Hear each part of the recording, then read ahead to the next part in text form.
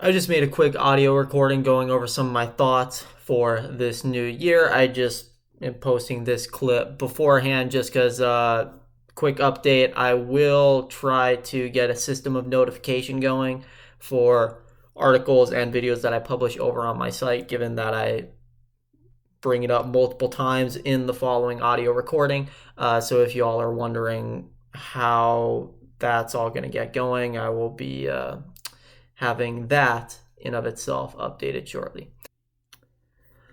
Happy New Year. Y'all are probably getting tired of the quick mini vlog style videos. My channel's been all over the place. Sorry about that. It's kind of been all over the place for the past few months. Keep hopping around between all sorts of random topics. I mean, I've said in the past that I've more or less, basically said everything that needs to be said in terms of discussing anythingness, right? Like, it's such a complex topic that it's actually really simple to summarize, right? Like, literally anything and everything exists to such an extent that, like more than anything and everything exists, and all sorts of things where the term gets deconstructed.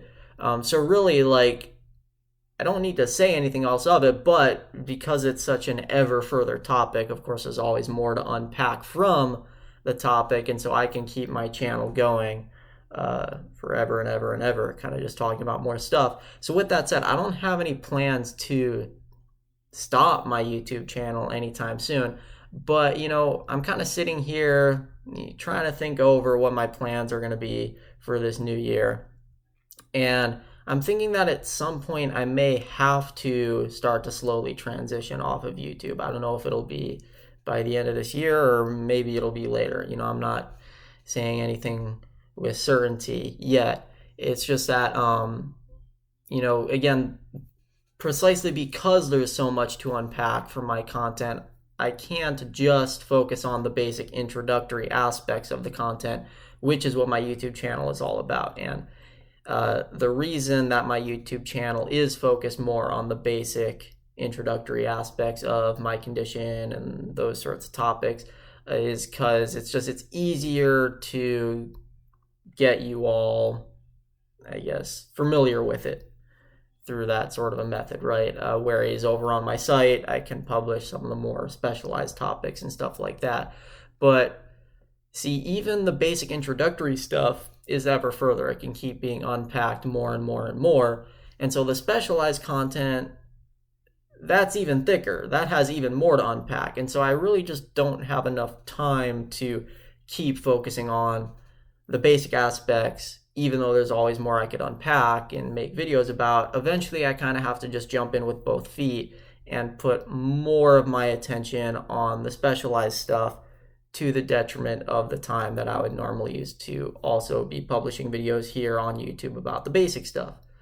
And with that said, besides the stuff that I publish on my site, I've also, as I've said in the past, been networking more within academia, talking to various researchers and professors, and they seem to be interested in my condition and potentially even some of the ideas that can be pulled from it. A lot of people think that academia is very close-minded, like it's this sort of highbrowed, stuffy environment. But no, they've been very considerate and open-minded towards me. All the various people I've talked to, and it's not like I'm talking to just holistic professors either. No, I'm talking to very secular, skeptical professors, and even then, I can't complain about how I've been treated. Now, yeah, I'm not going to say that they immediately believe everything I say. I don't even expect you all in my audience to do that, given how crazy the ideas are, but they've ironically actually been much more open-minded overall than what I've run into on YouTube. I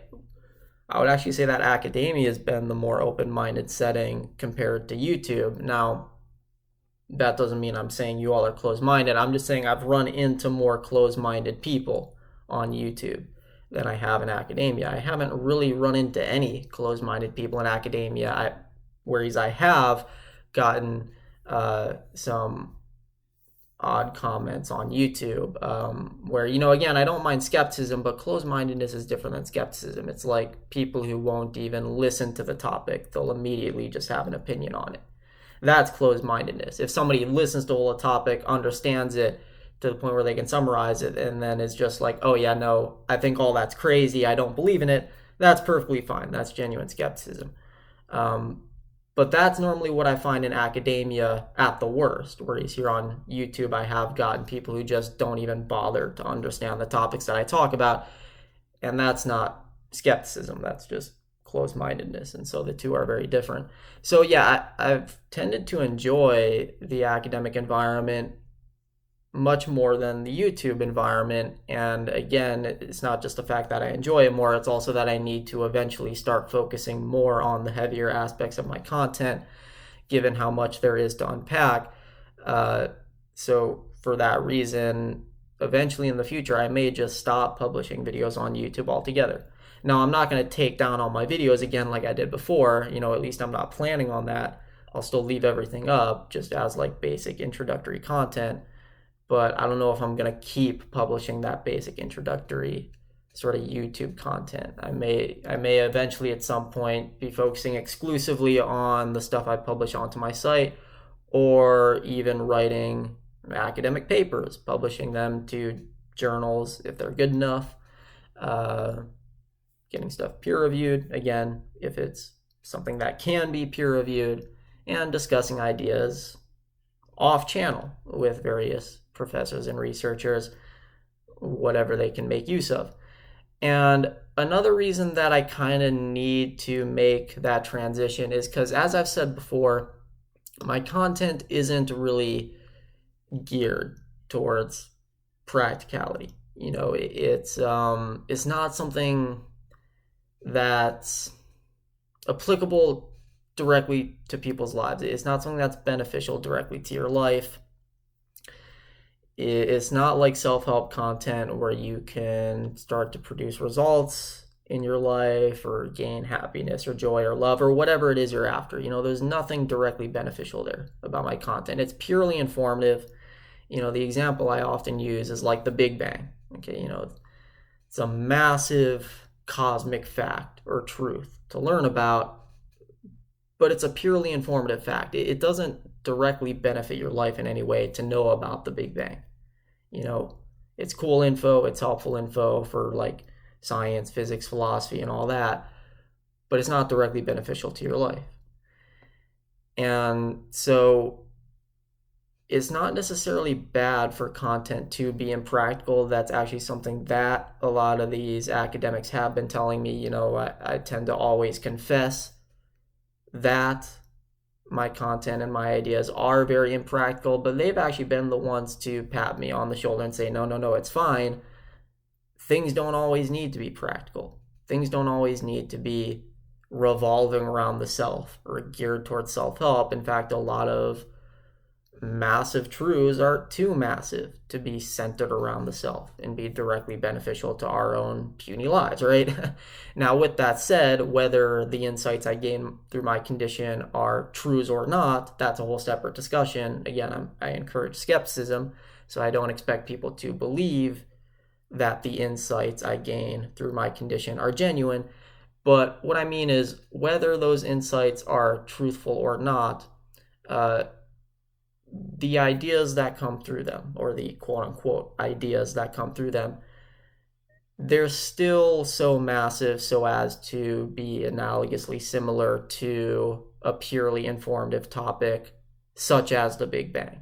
Like the Big Bang, it's too massive and too impractical to be directly beneficial to your life, but maybe like the Big Bang, it can still be useful info in another way, right? So it's not useful on an individualistic level because it's not going to directly make you happier or produce results in your life, but maybe it could be useful and contribute something on a more collectivistic level. I mean, that's what topics like the Big Bang do. Even though they don't help us directly in our individualistic lives, they do further our collective understanding as a society, right? They satisfy our innate sense of curiosity. And so in that sense, they contribute something on a collectivistic level, even if not on an individualistic level.